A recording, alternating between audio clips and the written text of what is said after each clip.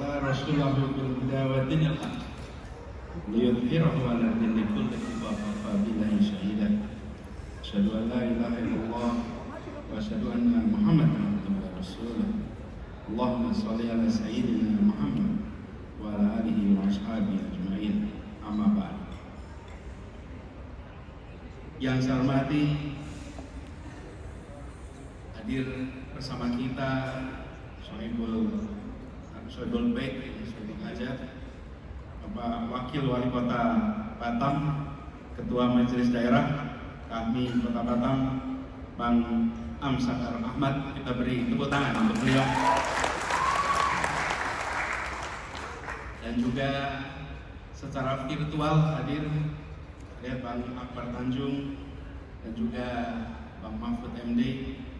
Kemudian saya ingin sapa para tokoh yang hadir bersama di sini. Tentu saja sekjen kita, Bang Manimbang. Tepuk tangan untuk Bang Manimbang. Yang senior kita juga, Bang Ismet Abdullah, serta Ibu Aida. Insyaallah mereka sehat terus, panjang umur. Gubernur pertama itu nggak ada duanya, karena tidak ada yang pertama yang kedua kalinya. Insyaallah selalu memudahkan. Yang saya hormati juga Bang Fahru Rozi, Bang Nasir, Yunda Hanifah, kemudian Bang Ruslik, semua para pimpinan, para majelis wilayah, majelis daerah yang hadir bersama di sini. Saya bersyukur sekali pada malam hari ini bisa sampai kembali ke Batam, hadir Rakornas. Sesungguhnya yang berada di Majelis Nasional saat ini adalah Bapak Wakil Gubernur, Pak Reza. Tapi karena Wakil Gubernur tidak bisa, maka Gubernur yang wakil-wakil.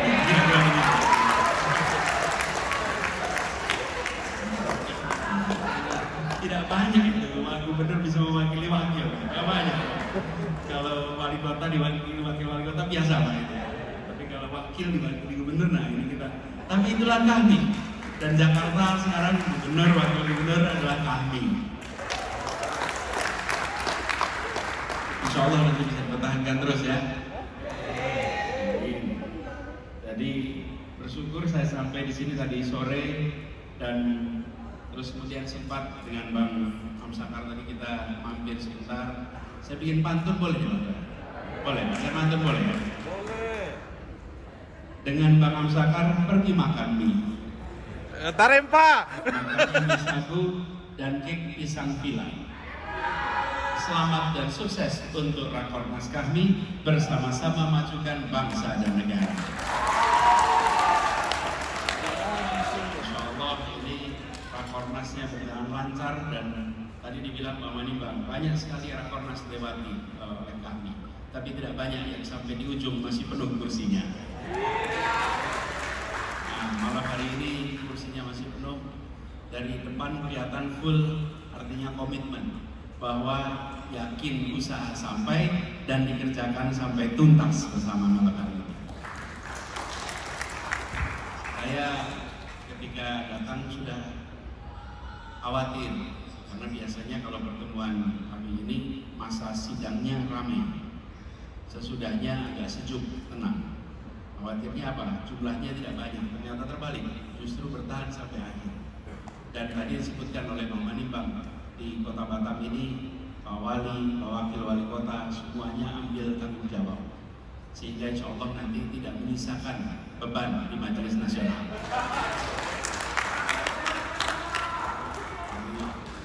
Memang yakin usaha sampai itu penuh dengan usaha. Saya jadi ingat, saya pernah ceritakan ini. Kalau adik-adik itu sudah selesai kuliah, pernah ketemu, tanya, gimana kuliahnya udah selesai? Alhamdulillah Bang, udah selesai. Sekarang apa kegiatan usaha Bang? Alhamdulillah. Apa usahanya? Usahakanlah Bang. Usahanya apa? Usahakanlah Bang. Jadi memang yakin usaha sampai itu menyebabkan banyak kemungkinan usaha gitu loh. Dan tadi saya ingin ucapkan selamat juga, karena tadi Yunda Hanifah meluncurkan PT Insan Mandiri Sejahtera. Insan Cita itu jelas pesannya. Mandiri, nah itu tadi mandiri penting. Yang kedua, sejahtera. Jadi insya Allah Insan Cinta lewat PT ini semua kegiatannya jadi tidak menghasilkan istilah tadi pabrik proposal, tapi insya Allah nanti hasilnya adalah pabrik faedah untuk semuanya. Selamat juga buat LBH kami di Batam. Tadi peluncurannya rekamannya mengalahkan Hollywood. Editingnya luar biasa.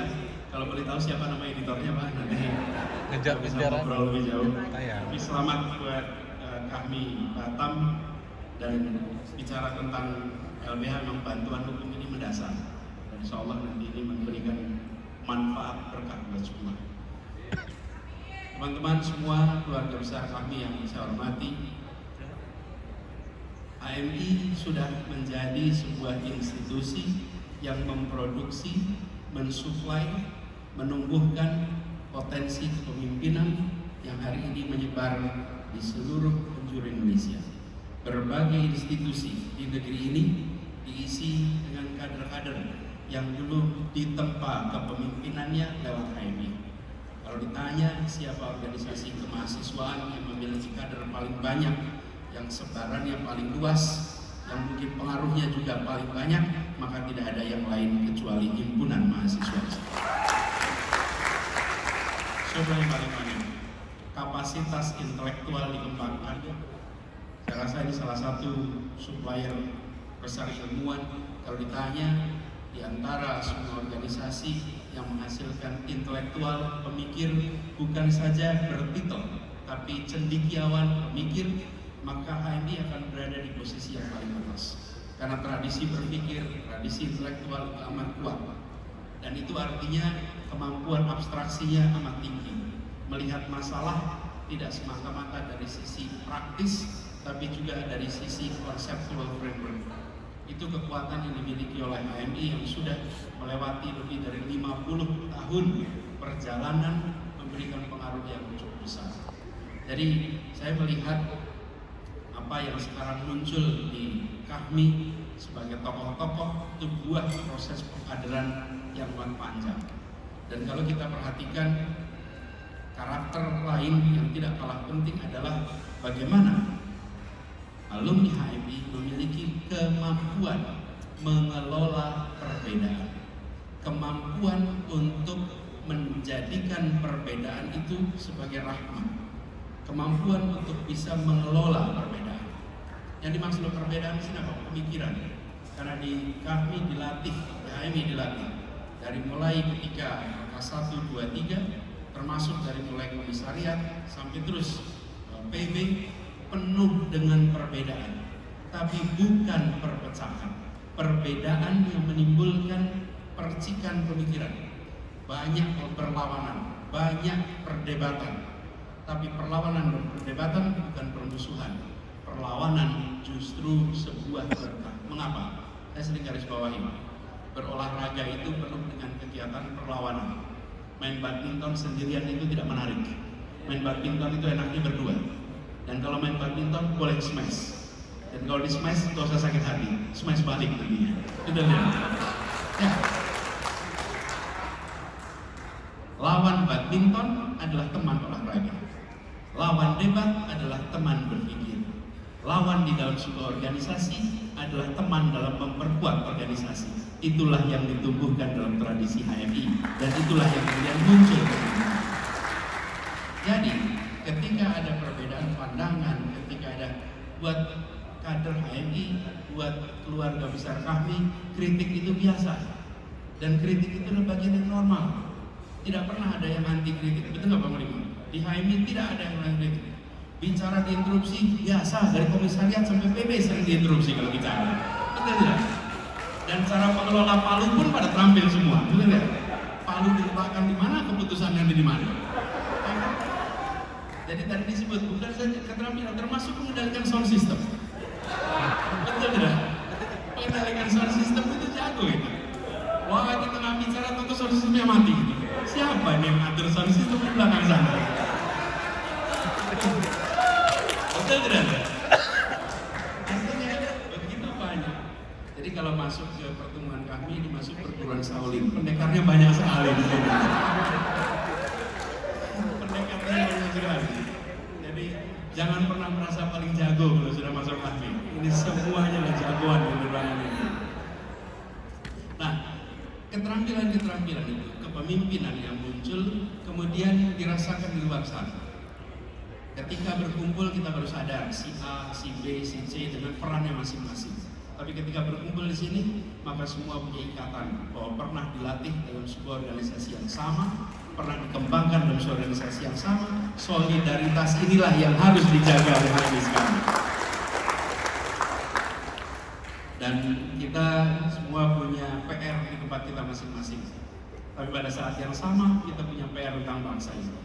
Tadi disampaikan pentingnya kita menjaga persatuan di Republik ini. Saya kemarin mencoba refleksi sedikit bicara persatuan. Salah satu yang mempersatukan di bangsa kita, salah satu kata kunci itu dimulainya tahun 28 ketika kita menyatakan sebagai satu bangsa, kita menyatakan sebagai satu tanah air, lalu kita menyepakati satu bahasa persatuan. Bukan satu bahasa persatuan. Dan bahasa persatuan itu dapatnya dari tanah ini, dari Kepulauan Riau ini. Itulah bahasa persatuan kita. Kita sering anggap enteng soal bahasa. Padahal tanpa kita sepakati bahasa itu, maka pertemuan-pertemuan seperti ini nggak mungkin terjadi di bangsa kita. Bayangkan lebih dari 400 bahasa di seluruh Nusantara. Hari ini kalau kita pertemuan nasional tidak perlu penerjemah. Tidak perlu penerjemah. Bayangkan kalau kita tidak punya kesepakatan satu bahasa persatuan. Maka di belakang sana ada banyak penerjemah dan kita bicara dokumen diterjemahkan oleh banyak bahasa. India yang lebih beragam dari kita, bahasa yang dibolehkan bahasa Inggris, bahasa Hindi, dan bahasa daerah. 3. Datang ke Uni Eropa. Uni Eropa itu menyebutnya sebagai satu negara, namanya Uni Eropa. Tapi federasi mereka, bangsanya 28, bahasa resminya 23. Setiap dokumen diterjemahkan dalam 23 bahasa. Setiap permusyawaratan di Parlemen Uni Eropa, di situ ada berderet para penerjemah. Jadi katakan pada bangsa Eropa, kalau mau belajar tentang persatuan, datanglah ke negeri yang di ujung tenggara Asia, namanya Indonesia. Karena kita bisa menyepakati, ini adalah satu tonggak penting dalam perjalanan kita. Nah, dalam perjalanan kemudian kita menyaksikan sudah berhasil menjadi satu bangsa, satu negara, satu teritori. Ini PR kita berikutnya adalah kita menjadikan bangsa ini memiliki satu perekonomian. Karena hari ini belum terintegrasi perekonomian kita. Jadi adanya COVID kemarin, ini kebangkitan ekonomi Indonesia pasca pandemi COVID, adalah kesempatan untuk restart, memulai dari awal lagi. Untuk apa? Pada saat ini recovery-nya harus recovery untuk semua. Jangan recovery untuk sebagian.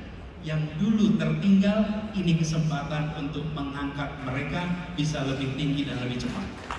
Siapa yang tertinggal? Yang mikro, yang kecil, yang ultra mikro. Itu yang banyak tertinggal kemarin.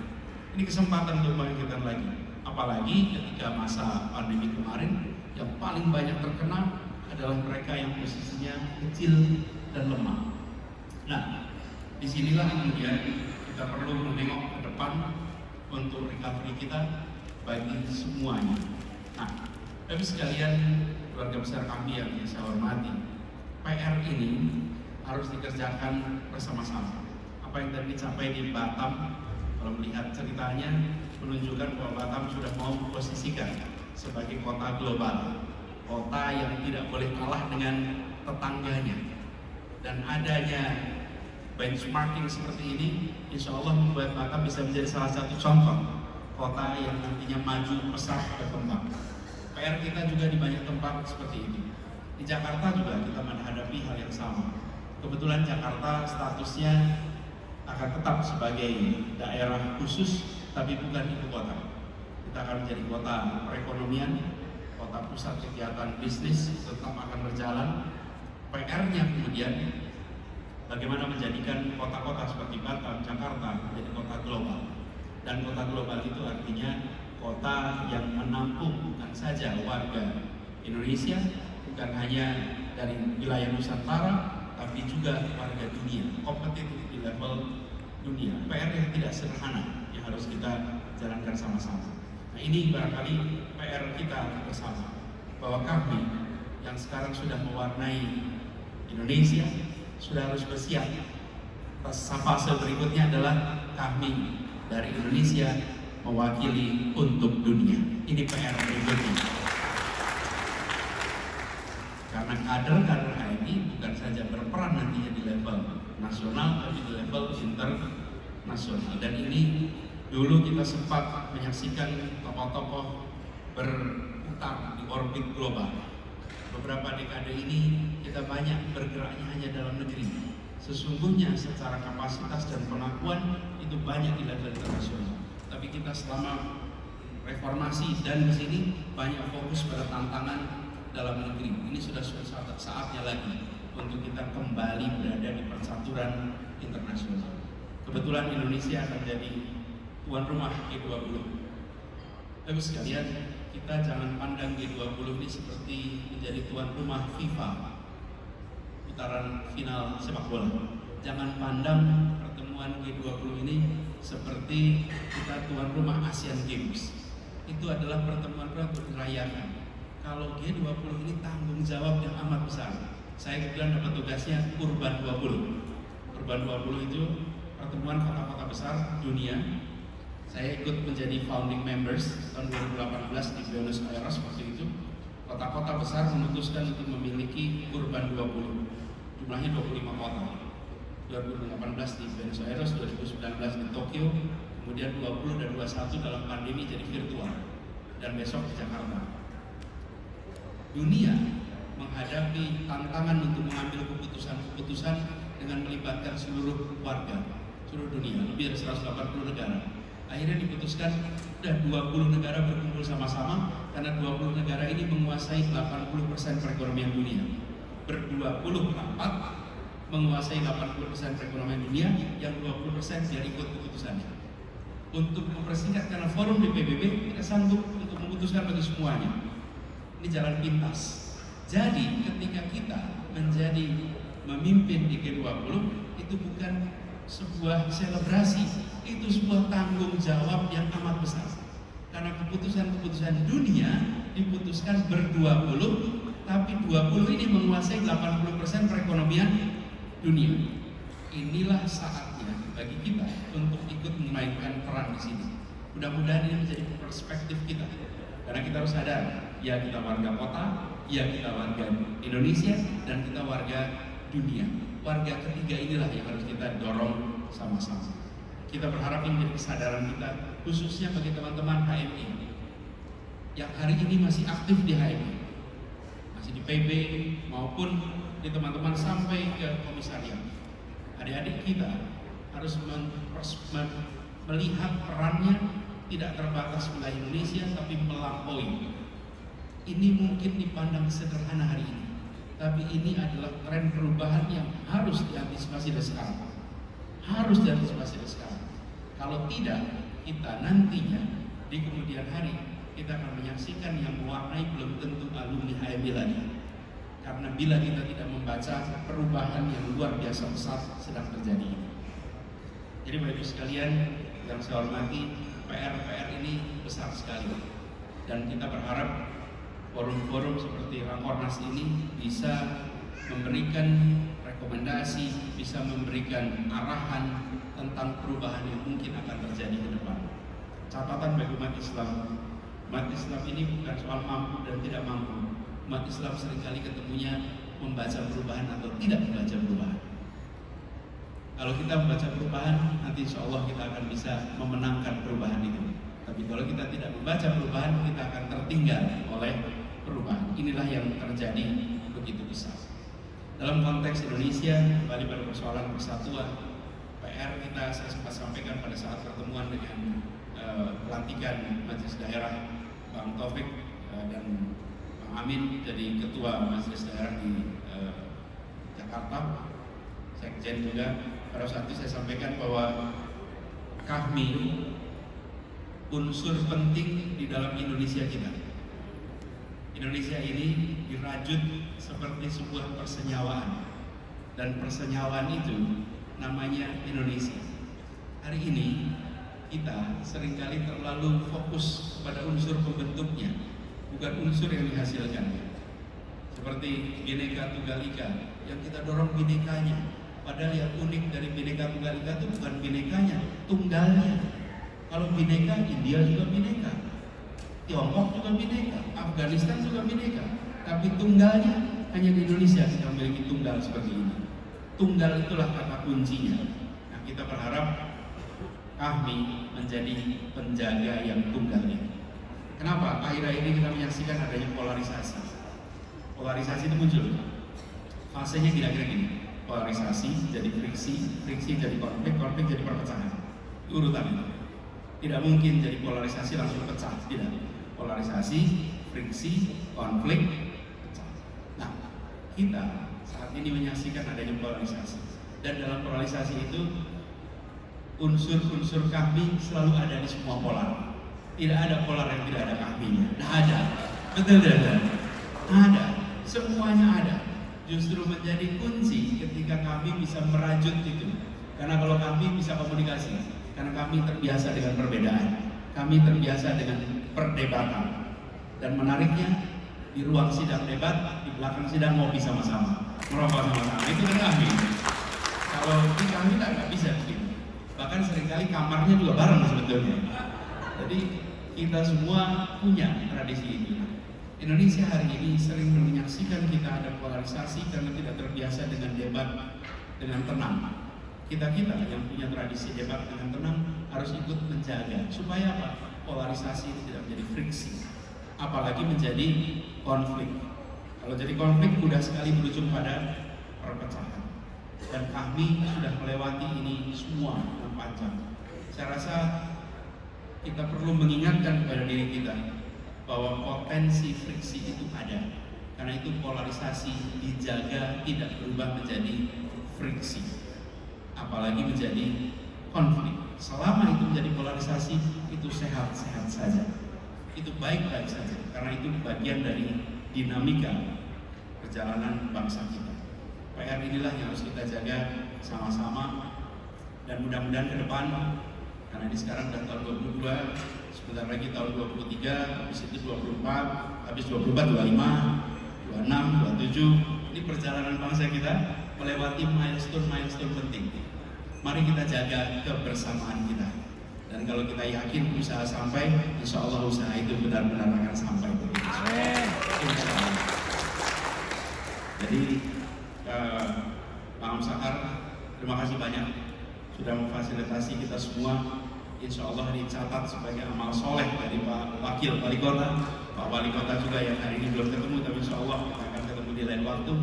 Selamat buat seluruh peserta Rakornas. Saya rasa kita jaga sama-sama. Pesan ke seluruh Indonesia, kami menjadi simpul perekat, penguat, penjaga persatuan yang ada di Indonesia. Kami ada di semua tempat, dan di semua tempat kami mewarnai. Boleh berperan apa saja, kembali ke sini kita menjadi satu kesatuan. Ini sesuatu yang tidak dimiliki di mana-mana. Saya sering merasakan, ketemu mana saja, begitu halo, assalamualaikum bang, sehat. Begitu bang, Kanda, Yunda langsung tahu kita berada di dalam satu bendera yang sama. Kita jaga bendera ini tetap berkibar tinggi, warnanya hijau hitam. Kita pertahankan. Terima kasih buat semuanya. Kurang lebih maaf. Assalamualaikum warahmatullahi wabarakatuh.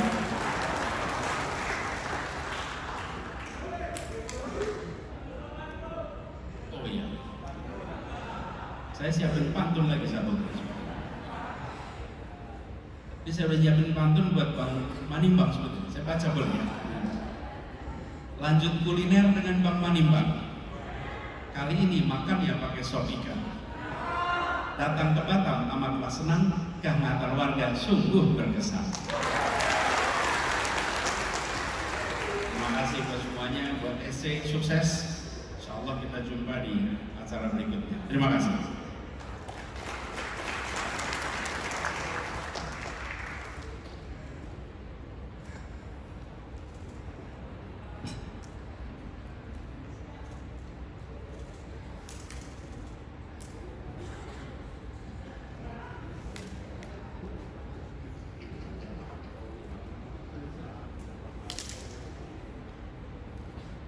Bapak Ibu hadirin yang kami hormati, segenap rangkaian acara Rapat Koordinasi Nasional Korps Alumni dan Mahasiswa Islam telah selesai. Untuk itu, mari kita tutup acara ini dengan bersama-sama membaca anggaran. Kami ucapkan terima kasih atas kebersamaan Bapak Ibu Anda Yunda sekalian dari awal hingga akhir acara rapat berlangsung. Kami sebagai penyelenggara mohon maaf atas segala kekurangan selama acara ini berlangsung. Untuk itu, minggir dulu.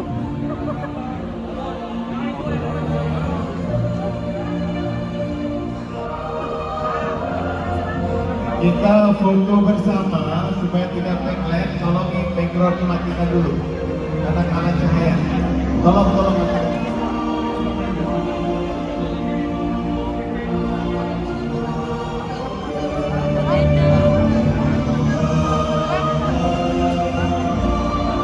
Ini lagi video aku.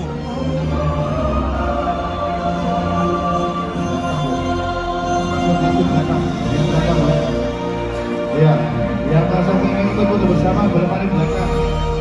Masing-masing ketua majelis wilayah dipersilakan untuk berfoto bersama. Ketua majelis wilayah kami Indonesia yang hadir dipersilakan untuk mengambil tempat untuk foto bersama.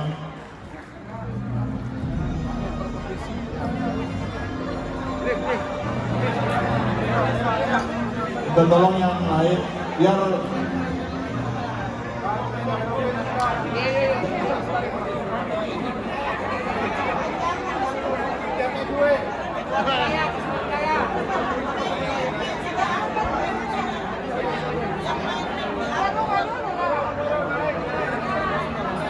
semua bisa foto bersama.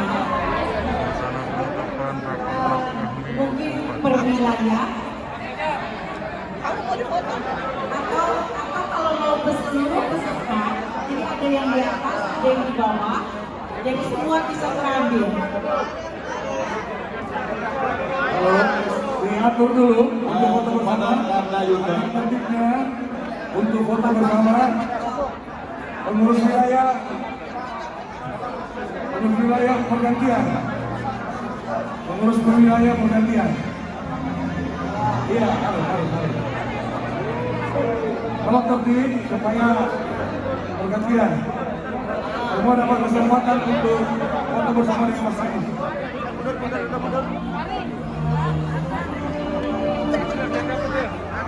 Foto bersama kesempatan dengan Mas Anies bergantian. Abang, yang sudah foto langsung minggir. Yang tidak berfoto langsung minggir. Masker pakai masker. Masker tetap protokol kesehatan. Oke.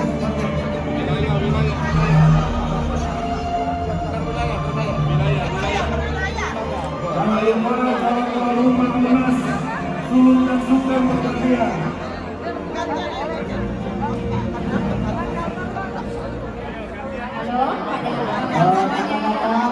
abang-abang kita semua mohon izin minta per wilayah fotonya. Per wilayah fotonya. Mohon izin per wilayah fotonya. Ya.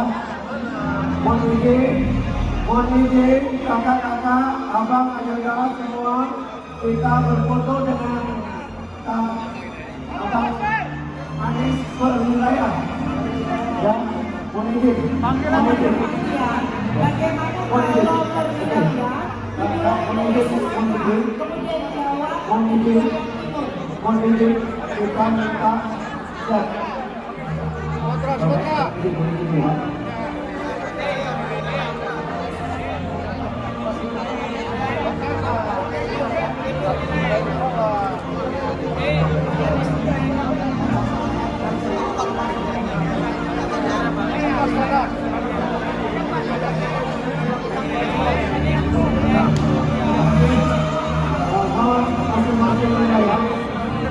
Bismillahirrahmanirrahim.